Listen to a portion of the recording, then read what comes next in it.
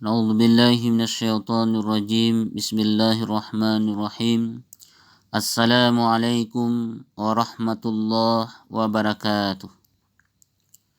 Alhamdulillahi rabbil alamin. Alladzi ahyana ba'da ma amatana wa ilaihin nusyur. Ashhadu an la ilaha illallah wahdah la syarikalah. Wa ashhadu anna Muhammadan abduhu wa rasuluh. La nabiyya ba'da amma ba'd. Angku-angku, bapak-bapak, ibu-ibu, kaum muslimin, kaum muslimat, sidang jamaah subuh rahimakumullah. Mari kembali kita segarkan rohani kita dengan mengembalikan segenap puji dan syukur kehadirat Allah Subhanahu wa taala. Tuhan yang Maha Kuasa, alhamdulillahirabbil alamin.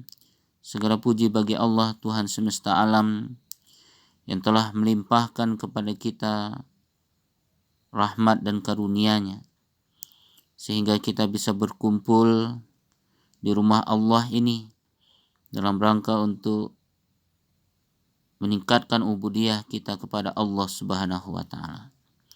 Mudah-mudahan ini semua diterima di sisi Allah Subhanahu wa taala sebagai amal ibadah mulia hendaknya yang nanti di akhirat akan dapat kita ambil buahnya. Salawat beserta salam kita sampaikan kepada junjungan umat Nabi besar Muhammad sallallahu alaihi wasallam. Allahumma salli ala Muhammad wa ala ali Muhammad. Suri teladan terbaik bagi kita di seluruh aspek kehidupan. Selagi kita berpegang teguh kepada warisan yang beliau tinggalkan Al-Quran dan Sunnah, maka kita tidak akan pernah tersesat selama-lamanya, baik itu di dunia, lebih-lebih lagi di akhirat kelak. Hadirin sidang jamaah subuh rahimakumullah. Kita lanjutkan kajian tafsir kita surah Al-Baqarah ayat 124. Allah Subhanahu wa taala berfirman, A'udzu billahi minasyaitonir rajim. Bismillahirrahmanirrahim.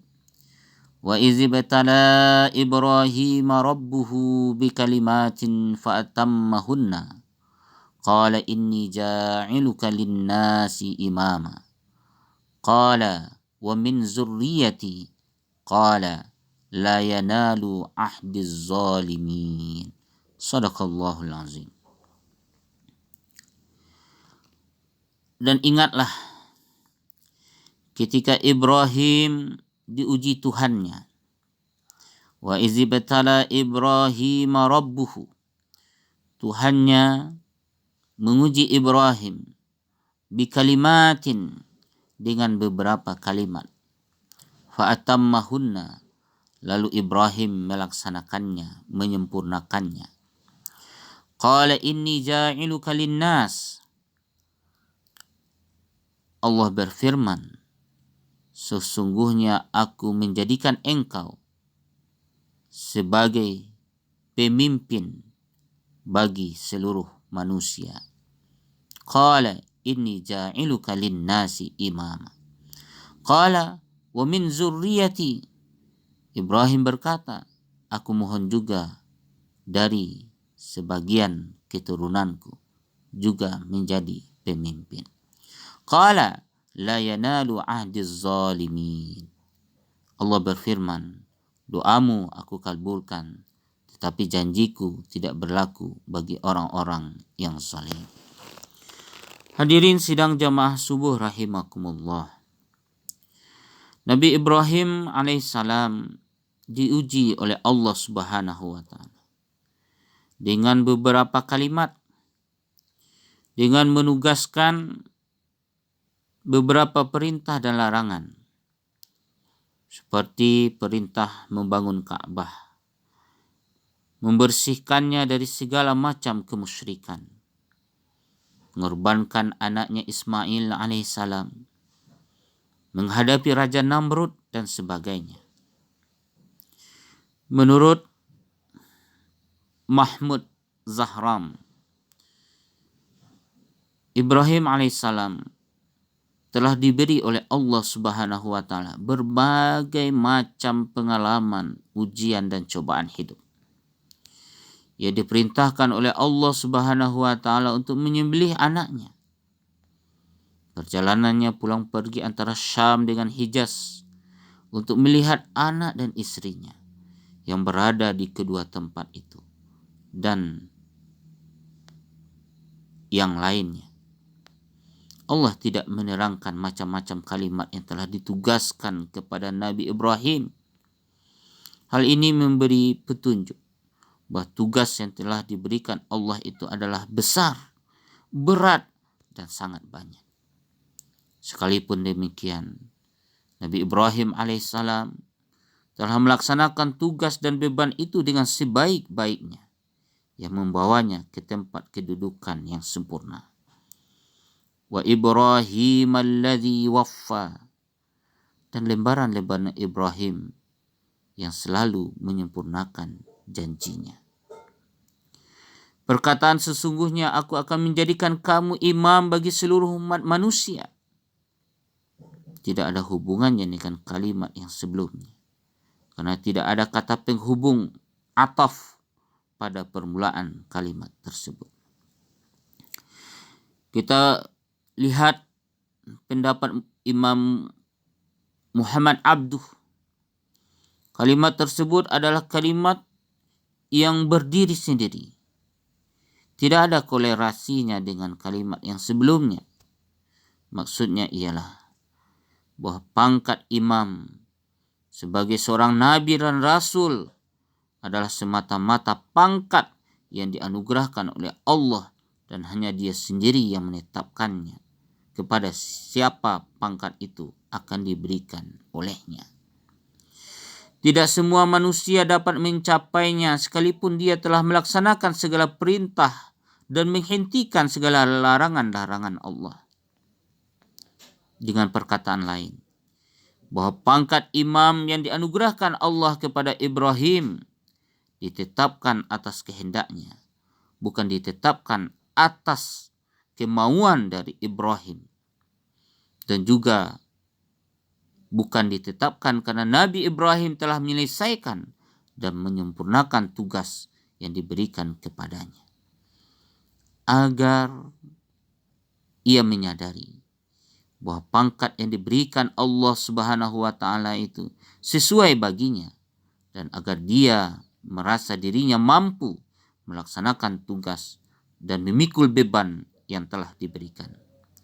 Setelah dianugerahi pangkat imam itu, Nabi Ibrahim alaihissalam berdoa kepada Allah agar pangkat imam dianugerahkan pula kepada keturunannya di kemudian hari. Doa Nabi Ibrahim ini doa yang sesuai dengan sunnatullah. Menurut sunnatullah, anak dan keturunan sambungan hidup bagi seseorang. Suatu cita-cita yang tidak sanggup dicapai semasa hidup di dunia, diharapkan agar anak dan keturunan dapat menyampaikannya.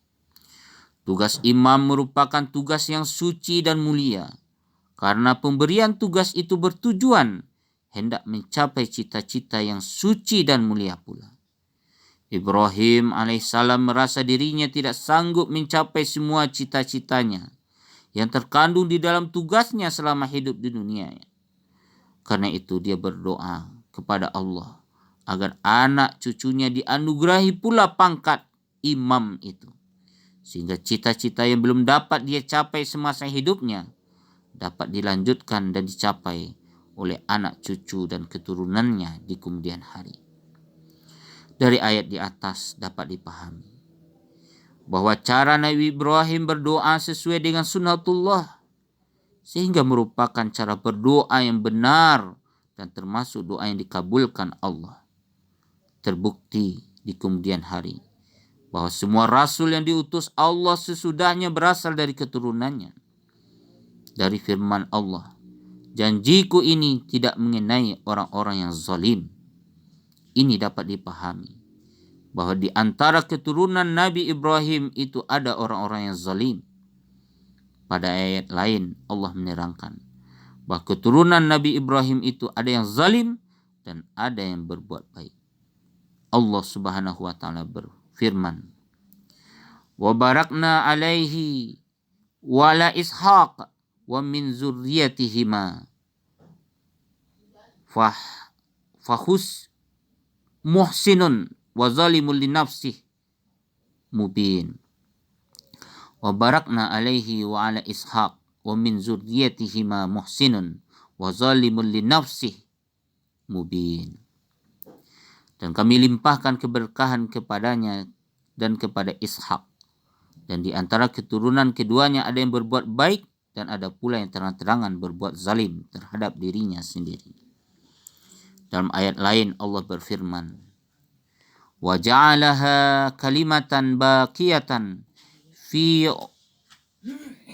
aqibihi la'allahum yarji'un."